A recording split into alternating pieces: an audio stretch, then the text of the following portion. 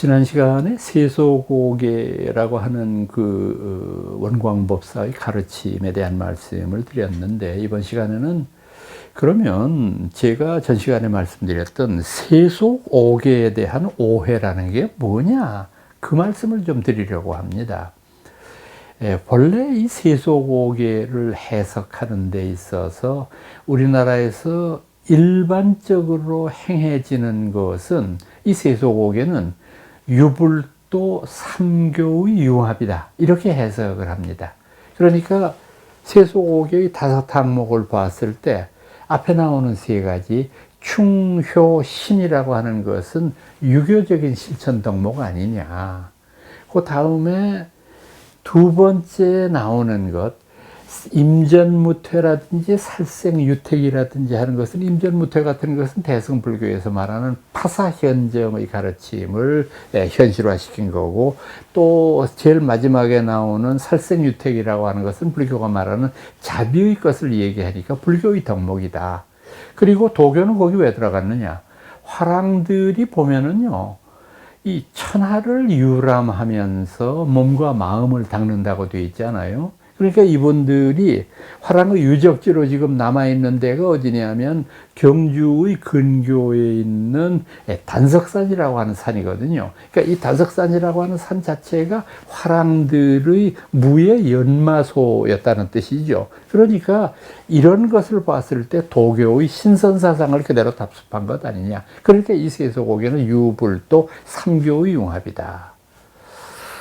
저는 이 주장이 굉장히 잘못되었다고 생각하는 것이 뭐냐 하면은, 자, 우리가 입장을 바꿔놓고 한번 생각을 해 보십시다. 여러분들이 만약에 저한테, 혹시라도 이 인생의 지표가 될 만한 그런 좋은 가르침이 있으면 소개해 주세요, 가르쳐 주세요 했을 때, 제가 이렇게 대답한다면 얼마나 우습게가 되겠어요. 나는 불교를 믿는 사람이기 때문에 불교에서 가르치는 것으로서는 이것을 실천하고, 또 기독교 중에서는 이것을 실천하고, 그리고 이슬람에서는 이게 참 좋으니까 이것을 실천하라. 이게 도대체 무슨 소리예요? 원광은 여러분들 보시는 대로 스님이잖아요. 스님이 뭐 돌지 않은다면은 유교 도교에서 따올 일이 뭐가 있어요? 불교 숙련대 불교의 가르침을 그대로 전파했을 뿐이지. 왜 이런 오해가 생겼을까? 저는 최치원의 난낭비서에 그 단서가 있다고 생각을 합니다. 최치원이 쓴 난낭비서라고 하는 데에 보면 화랑에 대한 언급이 있어요. 최치원은 뭐라고 썼느냐 하면은, 이 우리나라에 전래되어 온 아름다운 풍속 가운데 풍류도라는 게 있었다. 그 풍류도라는 것은 유불도 삼교를 융합한 것인데, 화랑들이 산천에서 자신들의 심신을 연마하고 또 불도를 닦기 위해서 노력했다고 하는 것은 불교만이 아니라 유불도 삼교를 융합한 풍류도의 연장선에 있다, 이렇게 말씀하셨거든요. 그 어른이.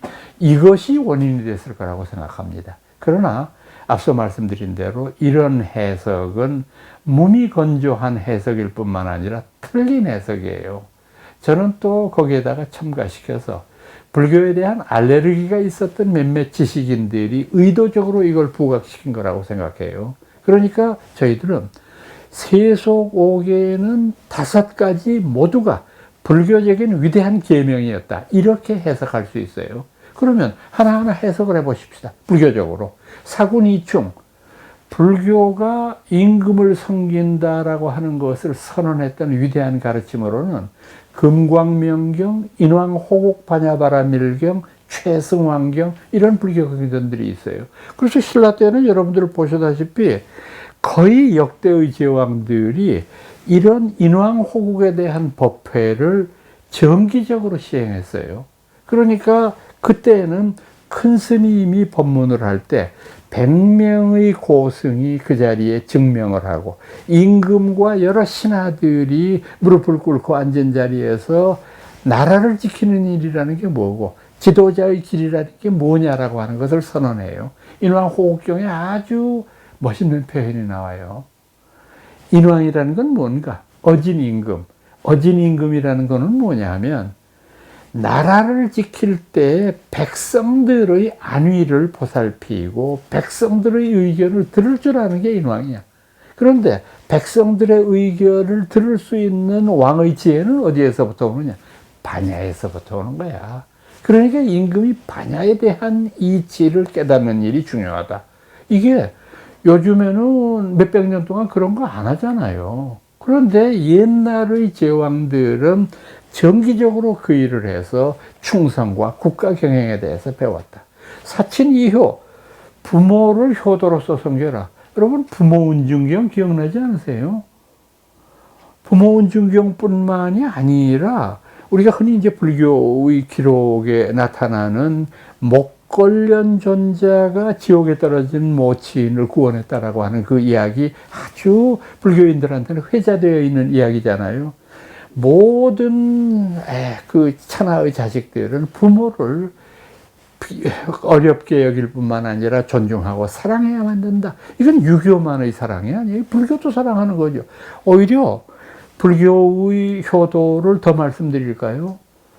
유교의 효도는 효경에 보면은 철따라 부모님들에게 맛난 음식을 대접하고 아름다운 옷을 봉양해 드리는 일이다. 불교는 그런 건 효도라고 생각 안 해요. 그런 형식적인 효도는 필요 없다. 불교는 뭐라고 얘기하느냐?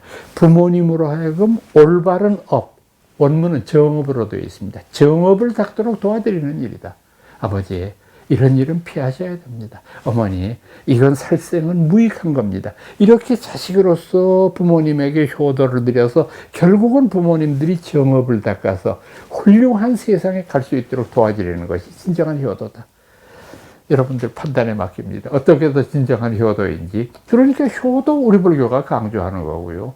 그 다음에 신이라고 하는 건 뭐 말할 필요도 없고요. 유교뿐만 아니라 우리 불교에서도 신. 불교에서는 뭐라고 말하는 줄 압니까? 믿을 신자를 믿는다라고 하는 것은 확실하게 그렇다라고 하는 자기 확신이다. 대승기실론에 나오는 표현입니다. 그래서 신이라고 하는 것을 기실론에서는 뭐라고 그러냐? 대연. 크게 긍정하는 것이 진실한 믿음이다. 아까 말씀드렸던 살생유택이니 임전무퇴니 하는 건 뭐 더 이상 설명할 필요도 없을 정도의 불교적인 가르침이고, 그러므로 우리는 이 세속오계에는 불교가 가지고 있는 현실적인 응용이라고 이해를 해야 됩니다. 다만 여기에 한 가지 문제는 남습니다. 뭐냐 하면 세속오계에서 원광법사가 살생을 용인하는 듯한 태도를 취하는 것. 왜냐하면 우리 불교의 오계는 승속을 막론하고 누구나 지켜야 되는데 그 지키는 첫 번째가 불살생이거든요. 그런데 원광이 부처님은 아니잖아.